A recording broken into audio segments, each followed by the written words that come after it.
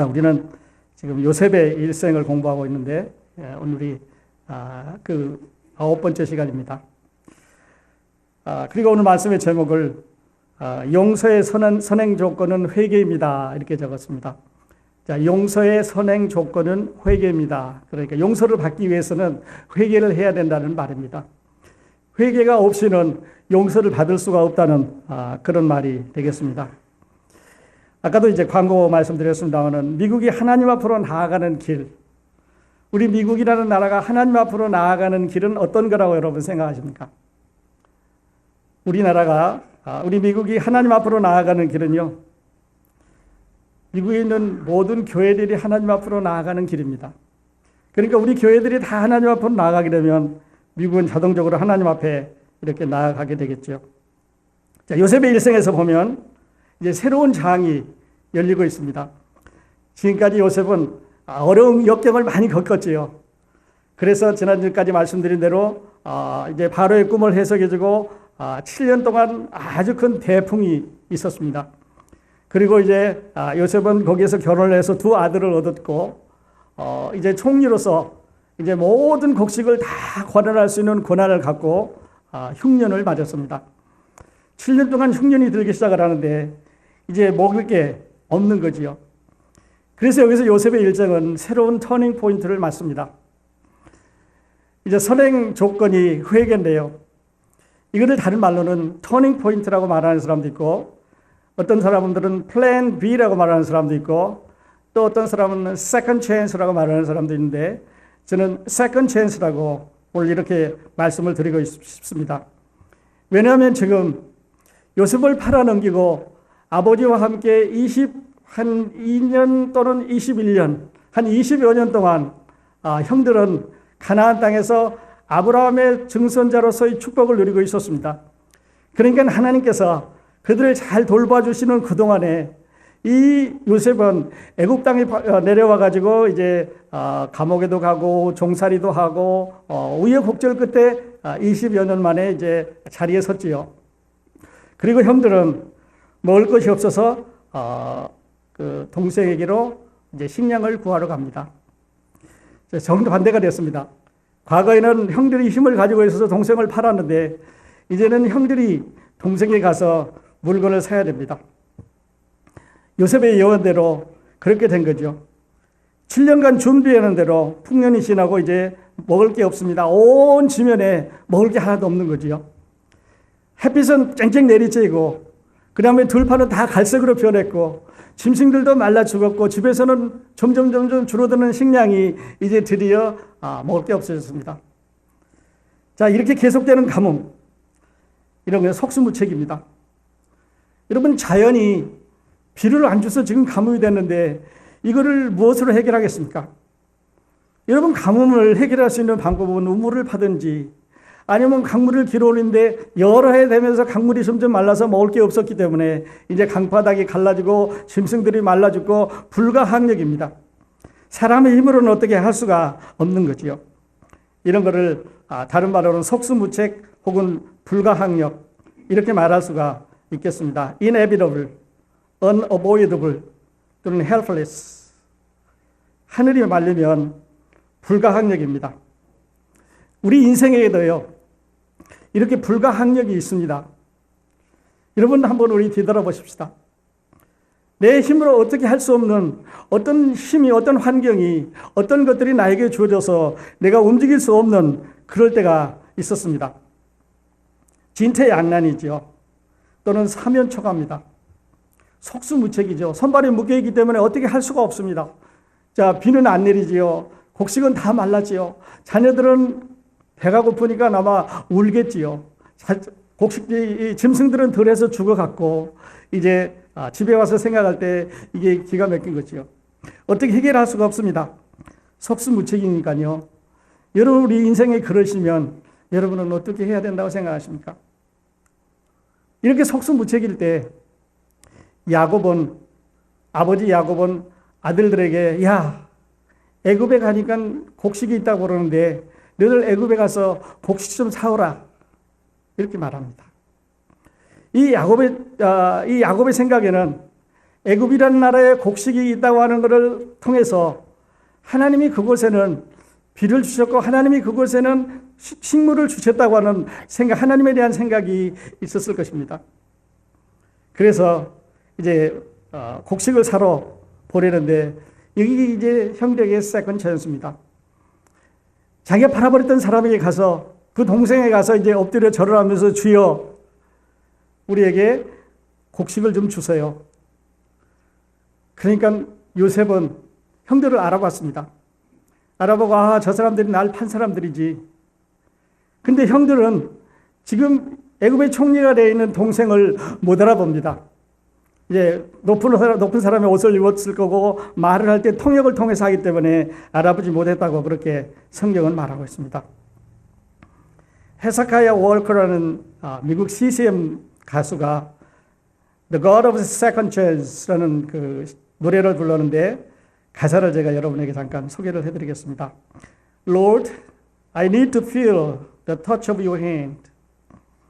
주여, 당신이 나의 손을 붙잡고 있음을 내가 알게 해주소서. 나를 향한 당신의 뜻을 알고 싶습니다. 주여, 당신이 할 수 있는 만큼 나를 용서해 주세요. 당신은 세컨드 찬스의 하나님이십니다. 주여, 나는 내가 살아온 길에 지쳤습니다. 이제 당신의 사랑 안에 살고 싶습니다. 당신의 모든 말씀에 순종하겠습니다. 당신은 세컨드 찬스의 하나님이십니다. You are the God of a second chance. 이렇게 말합니다. 나의 모든 잘못을 다 말씀해 주십시오. 나를 용서하시고 나를 건강하게 해 주십시오. 나를 구해 주십시오. 내가 다시 노래를 부를 수 있도록 해 주십시오. 당신은 세컨드 찬스의 하나님입니다. 이렇게 노래했습니다. 하나님은 우리 야구장에서 야구 치는 것처럼 야구 선수들이 나가서 공을 던졌는데 스트라이크는 3번 치면 아웃하는 것처럼 이제 아웃하고 보내주시지 않는다는 말이죠. 이 요셉의 형들이 요셉에게 갔을 때 너희는 나쁜 사람들이다.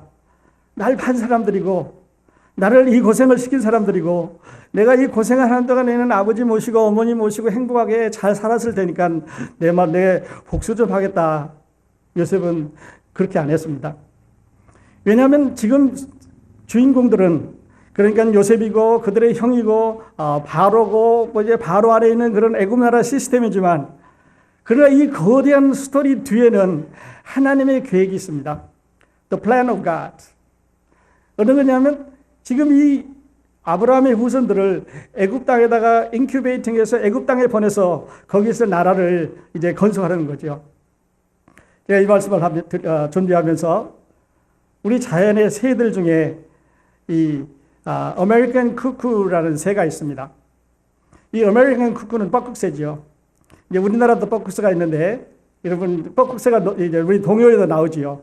5월 달에 날아와서 농사 짓는 동안에 뻐꾹뻐꾹 울다가 이제 가을에는 이제 따뜻한 지방으로 날아가는 새인데 특별히 이 아메리칸 쿠쿠라고 하는 이 미국종 이 뻐꾸기는 아주 얌체입니다. 이 새의 특징은 어떤 거냐면요. 자기하고 비슷한 새가 날아다니는 있는 그 둥우리를 찾아가서 빨리 거기다 알을 낳습니다. 우리가 좀 둔한 사람을 새머리 같다 그러지요. 어미새는 내가 조금 전에 알을 3개 낳았는지 5개 낳았는지 기억을 못하는 거예요. 그래서 그 뻐꾸기가 낳아준 알을 품고 있어서 이제 뻐꾸기가 거기서 부화를 하도록 잘 품습니다. 근데 이 새의 특징은 다른 새들은 17일 정도 돼야 병아리가 돼서 나오는데 그 알 속에서 이렇게 부화가 돼서 나오는데 한 이틀이나 3일 정도 빨리 부화를 합니다. 그러니까 이 어머니서가 날짜를 우리처럼 컴퓨터에 넣는 이런 기억력이 없으니까 새가 생겼어요. 그래서 빨리 나오니까 자기 생긴 줄 알고 열심히 갔다가 이제 음식을 날라다 먹였으니까 더 튼튼하고 또 빨리 자라겠지요. 그래서 빨리 성장을 빨리 합니다. 그렇게 나서 성장한 다음에 둥우리를 떠나서 자기 엄마 뻐꾸기에게 날아가는 것이 이 새들의 특징입니다. 교회 안에 이런 일이 참 많이 있지요. 아메리칸 쿠크들이 다른 사람들의 교회에 들어가 가지고 새끼를 낳습니다. 그리고 거기서 집을 짓고 알을 까놓고 사람들을 포섭해가지고 떠나서 다시 교회를 생긴다고 하는 이런 비유에서 생긴 말이겠습니다. 이 얘기는 어떻게 보면 하나님께서 이 아브라함의 후손들을 애굽에 보내셔가지고 그 애굽 나라 안에 넣어두고 잘 조직된 시스템을 가지고 있죠. 군사적으로 강한 나라지요. 그 다음에 경제적으로 부한 나라지요. 식량은 충분한 나라죠. 먹을 게 풍부한 나라에다가 이 백성들을 넣어서 거기서 400년 동안 훈련하는, 트레이닝하는 것이 하나님의 계획이셨습니다. 그러니까 요셉이 말했던, 야곱이 말했던, 형들이 말했던, 누가 말했던 간에 이 뒤에, 비하인드에 이거를, 이 나라를 움직여가는 이 힘은 하나님이 그렇게 하시는 거죠. God of second chance. 오늘 우리들에게 혹시 여러분에게 지금까지 살아가면서 어려운 일이 있으면요. 제가 두 사람을 더 말씀을 드리고 본문으로 가도록 하겠습니다. 한 사람은 여리고성에서 술을 팔던 아니면 몸을 팔던 이 라합이라고 하는 기생의 얘기입니다. 성경에 그분에 대해서 그 과거에 대해서 많이 나와 있지 않습니다. 그러나 한 가지 알 수 있는 것은 기생이라고 소개한 걸로 봐서 별로 좋은 직업을 가지고 있지 않은 여자고 또 이제 많은 남자들이 상대했을 여자고 도덕적으로 깨끗하지 않은 여자라고 하는 것을 알 수 있으나 그 직업이 말해주고 있습니다.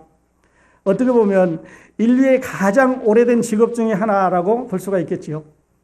그런 직업을 가지고 있는 여자입니다. 그런데 저 지금 강 건너서 이 여리고성을 공격해 올른 이스라엘의 스파이들을 숨겨주려고 마음먹습니다. 그리고 그들을 숨겨주고 이제 잘 안전하게 보내주는 것으로 해서 이 기생 라합은 자기 인생의 세컨 찬스를 맞습니다. 여러분 성경 보십시오. 누가 기생 라합이 나쁜 여자라고 말하고 있습니까?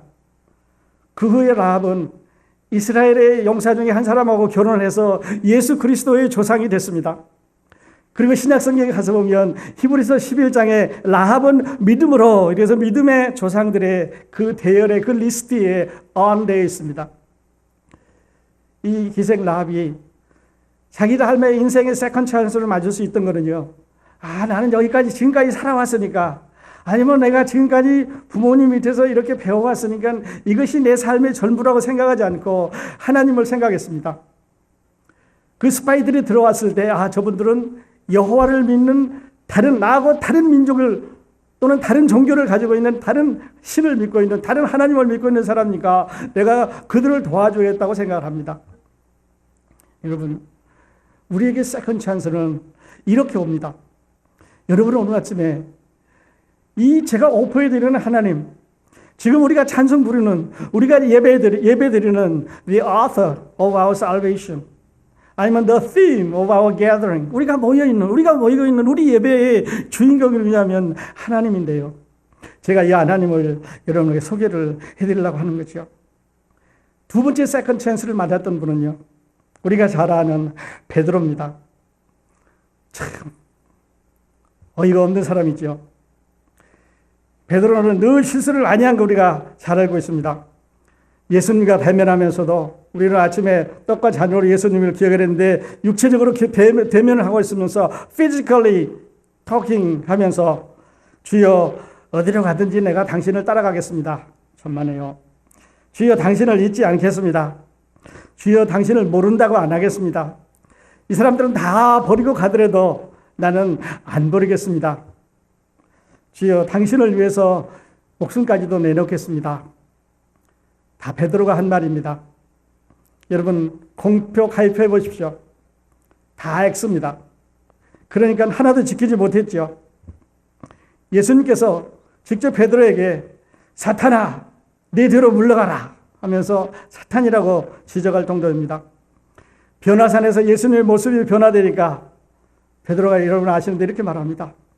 주여 여기 있는 게 좋사오니 우리가 장막셋을 짓고 하나는 주를 위해서 하나는 모세를 위해서 하나는 엘리야를 위해서 여기 우리 같이 머무릅시다.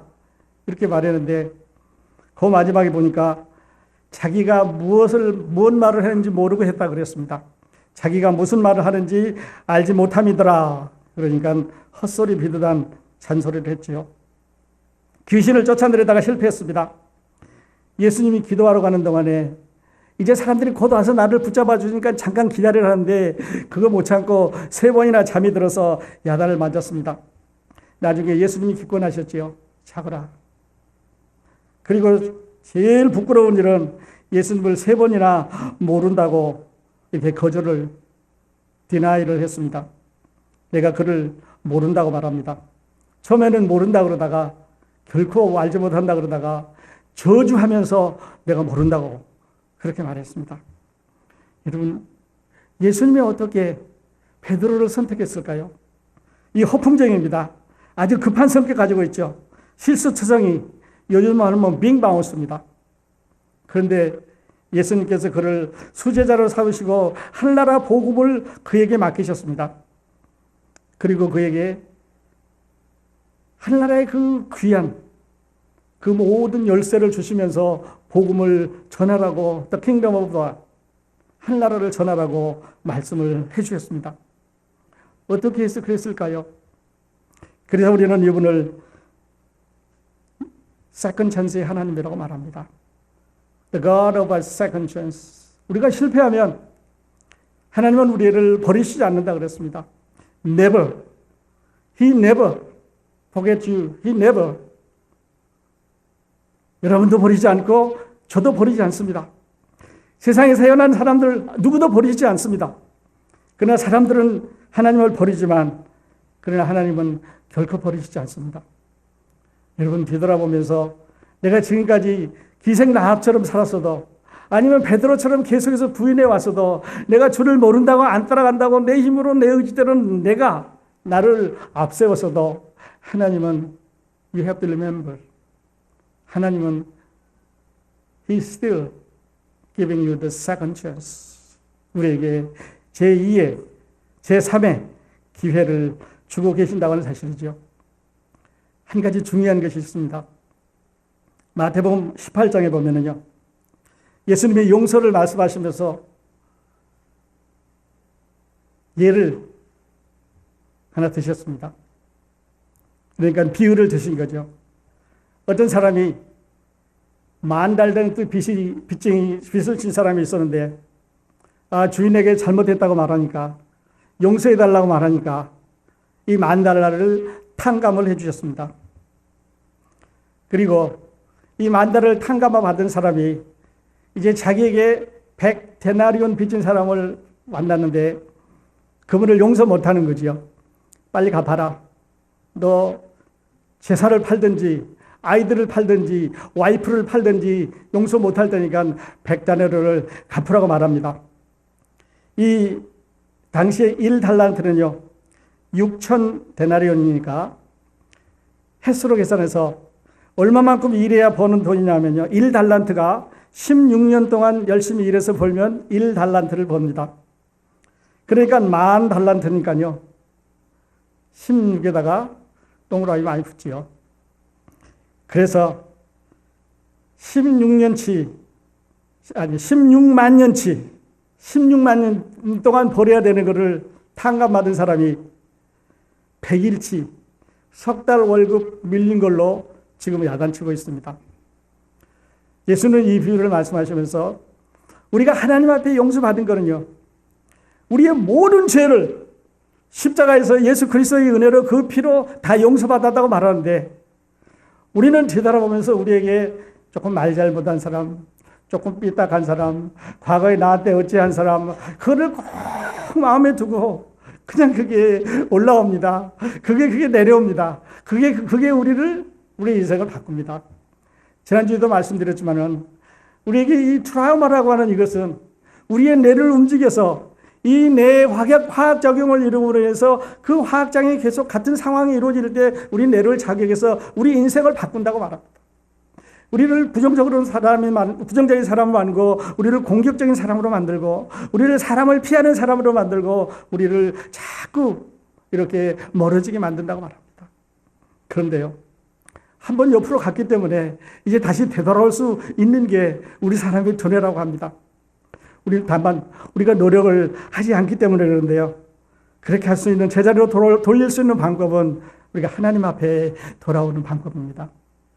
여러분, 하나님은 The God is a God of second chance. 오늘 아침에 뒤돌아보시면서 내가 왜 이렇게 살았나? 내가 잘못 살았다. 뭔가 해야 되겠는데 왜 이렇게 잘 안 되냐고 말한다면 하나님 앞으로 더 가까이 오세요. 그러면서 예를 들어서 하나님 기생 라합도 하나님이 용서해 주셨고 베드로도 용서해 주셨고 어디 그뿐입니까? 다윗도 용서해 주셨고요. 아브라함도 이삭도 야곱도 다 용서 받았습니다. 우리도 용서 받을 수 있습니다. 이제 여러분 마음을 여시고 우리 본문으로 가서 보십시다. 창세기 42장을 시작하면서 이제 때 야곱이 애굽에 곡식이 있음을 보고 아들들에게 이르되 너희는 어찌하여 서로 관망만 하느냐. 어떻게 할 수가 없습니다. 하늘이 말리니까요. 비를 안 주는데 어떻게 하겠습니까? 그래서 아들들에게 애굽에 내려가서 곡식을 사와라. 그래서 이제 그 막내 아들을 집에 놔두고 벤자민이라고 하는 매일 막내 아들입니다.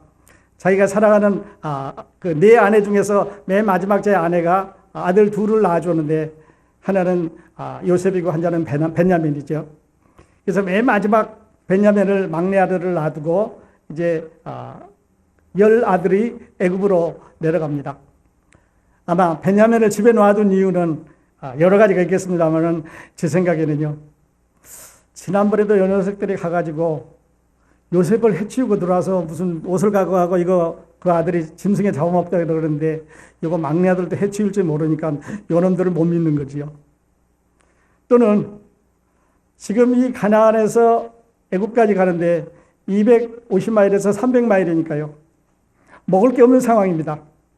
그래서 돈을 갖고 물건을 사러 가기 때문에 강도들이 중간에 덤벼서 돈을 뺏어가든 아니면 물건을 사갖고 오는 동안에 다시 강도들이 덤벼서 먹을 걸 뺏어가면서 이 사람들이 해칠지도 모르니까 아니면 어떠면 애굽이라는 나라에서 자기 아들들이 붙잡혀서 몽땅 11명이 다 없어질 수도 있으니까 한 개는 그래도 남기지 않았나 생각합니다. 그리고 이제 이 아들들은 다른 사람들에게 어울려서 거기 애굽에 내려갔습니다. 그리고 당연히 요셉 앞으로 인도가 됐겠지요. 그래서 그 첫 번째 대화가 이겁니다. 7절에 보면 요셉이 보고 형들인 줄 아나 모르는 체하고 엄한 목소리로 그들에게 말하여 가로되 너희가 어디서 왔느냐. 그들이 가로되 곡물을 사려고 가나안에서 왔나이다. 그리고 요셉은 형들을 잘 알아봤습니다.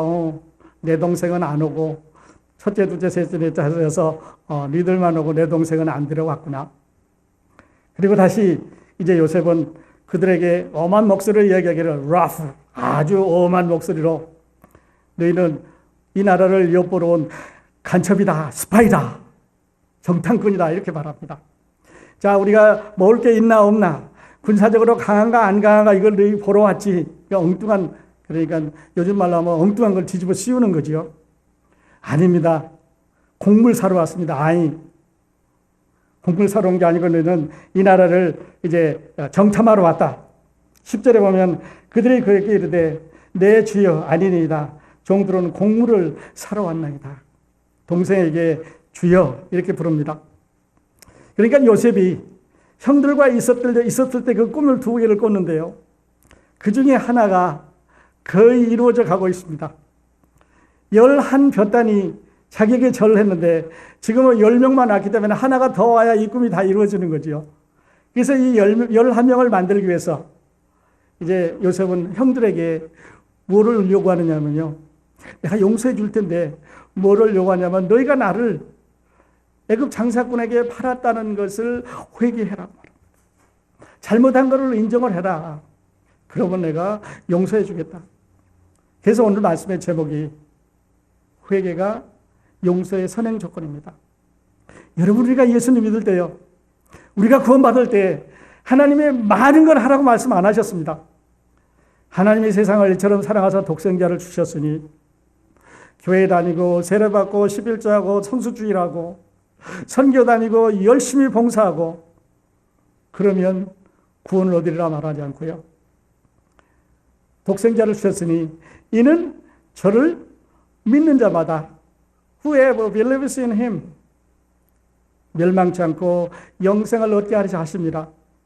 하나님이 요구하시는 것은, 하나님이 우리를 구원해 주시는 방법은, 우리에게 세컨 찬스를 주실 수 있는 유일한 조건은 어떤 거냐면, 우리가 죄인인 것을, 우리가 과거에 잘못 갔다고 하는 것을, 우리가 하나님의 말씀에서 곁길로 갔었다고 하는 것을 인정해 달라는 거죠. 그러면 그 다음부터는 하나님이 맞습니다. 하나님이 책임지십니다. 가서 뭐 해와라, 가서 뭐 만들어 와라, 이렇게 말씀하시는 게 다 했고 다 만들었고 다 준비되어 있으니까 이거를 준다고 말씀하십니다. 율법은 이렇게 해라, 그러면 너가 살 수도 있다, 이렇게 말합니다. 그러나 예수님은, 은혜는 내가 이걸 다 해놨으니까 믿으라고 말합니다. 분명하고 확실한 거죠. 될까 말까, 그럴 수도 있고 아닐 수도 있고, 그게 아니고 확실한 겁니다. 십자가에 2000년 전에 예수님이 돌아가신 건 확실한 겁니다. 많은 사람이 봤고 증거했습니다. 묻은 것도 봤고 3일 만에 부활하신 것도 봤고 승천한 것도 봤습니다. 성경을 기록할 때 500명이나 한꺼번에 봤고요. 그 다음에 개인적으로, 인디비주얼한 개인적으로도 봤고, 역사적인 사실이기 때문에 예수님이 우리를 위해서 십자가에 돌아가신 것은 분명하고 확실한 증거가 있는 사실입니다. 그래서 요셉은 지금 형들에게 뭐를 만들어주느냐? 형들이 잘못됐다고 하는 거 인정하십시오. 그때 나 팔았지 않습니까? 그리고 가서 마지막 동생을 나에게 데려오십시오. 마지막에 있는 막내 동생 벤자민을 나한테 데려오시면 요셉의 꿈이 11단이 자기에게 절하는 거니까, 곡물을 사러 와서 11명이 다 자기에게 절하는 거니까 그 꿈이 이루어지는데 10명이니까 아직 나디야. 그래서 엄한 목소리로 너희들은 간첩이다. 그때 그들이 그에게 이르되 주여 아니니이다. 보십시오. 주여 아니니이다. 그리고 자기들을 가리켜서 종들은, 11절에 보면 우리는 다 한 사람의 아들로서 독실한 자니 종들은 정탐이 아니니이다. 한 사람의 아들로서. 어머니가 4명인데 어머니 몇 명은 얘기 안 하고 아버지만 얘기했어요. 그러니까 아버지는 한 사람이고 어머니들은 몇 명인지 모르지만 하여튼 다 한 가족으로 한 아버지 밑에 왔습니다. 그렇게 말하면서 12명이 있었는데 한 사람은 집에 있고 하나는 없어졌습니다. 그렇게 말합니다. 여러분, 요셉이 없어졌습니까? 아니잖아요. 형들이 팔았잖아요. 형들이 팔았는데 없어졌다고 말합니다. 아마 20년 동안 이들은 모였을 때 이렇게 했을지도 몰라요. 아이, 그 녀석 치워버렸더니 시원하다. 그 아버지가 자꾸 걔 뭐 좋은 거 갖다 주고 뭐 이렇게 걔만 편애를 하더니 그냥 없애버려나니까 시원하다. 그랬을지 몰라요. 또 어떨 때는 야, 그 녀석이 살았을까 죽었을까? 지금 살았으면 35살인데, 지금 살았으면 39살인데 결혼을 했을까?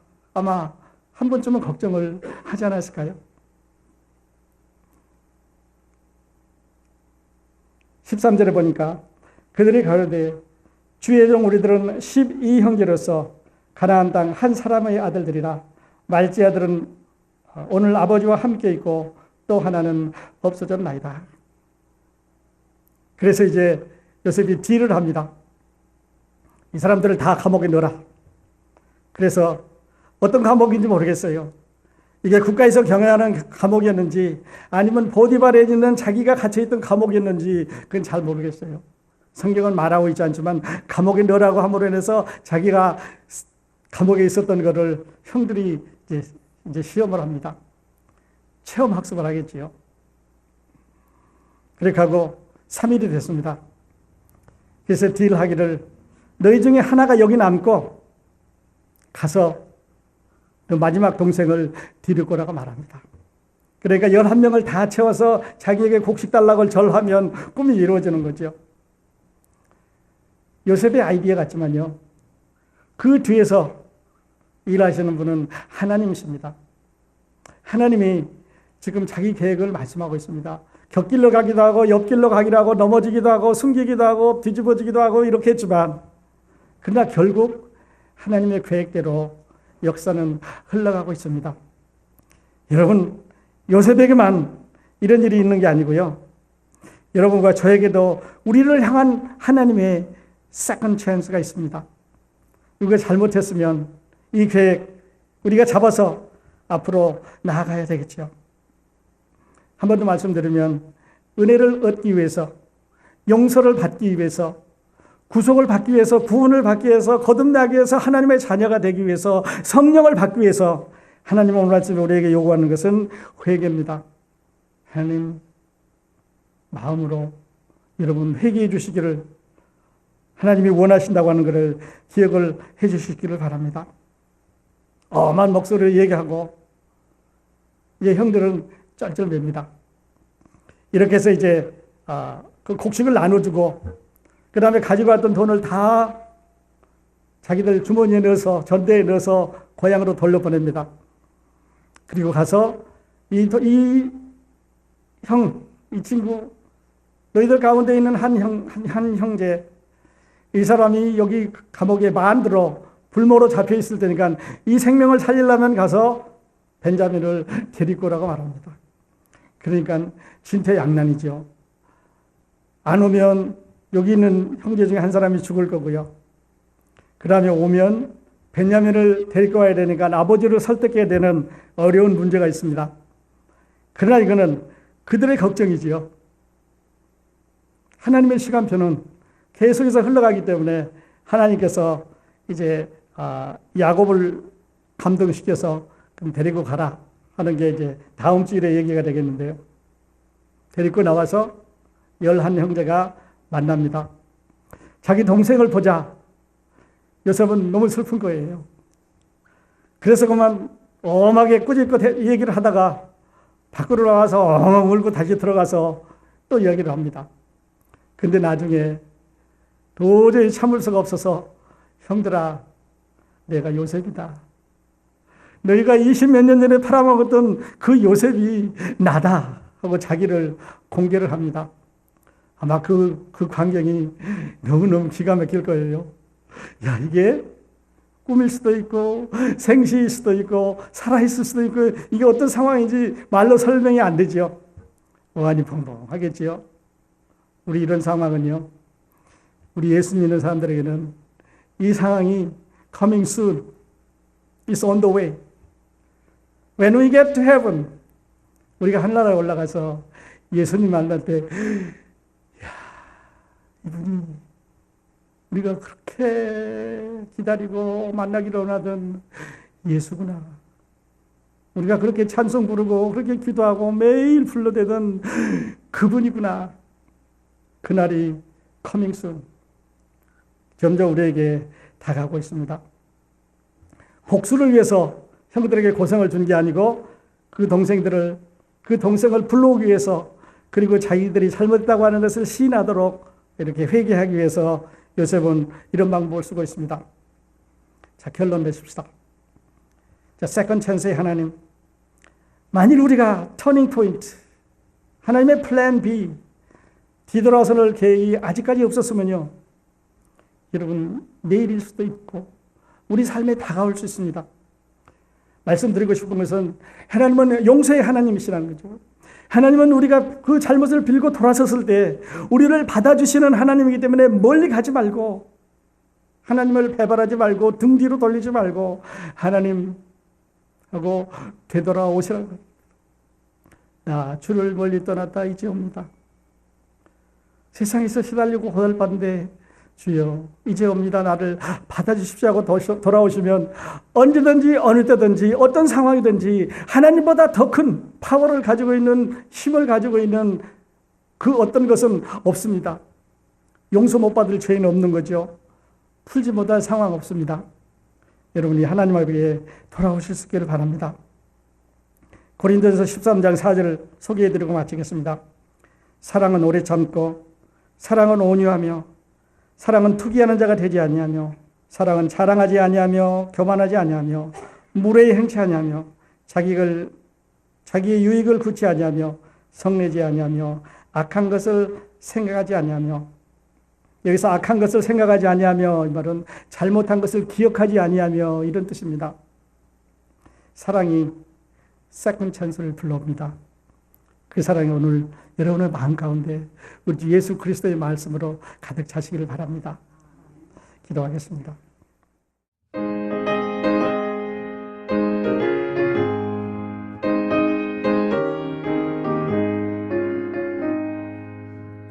빛의 사자들이여 어서 가서 어둠을 물리치고 주의 진리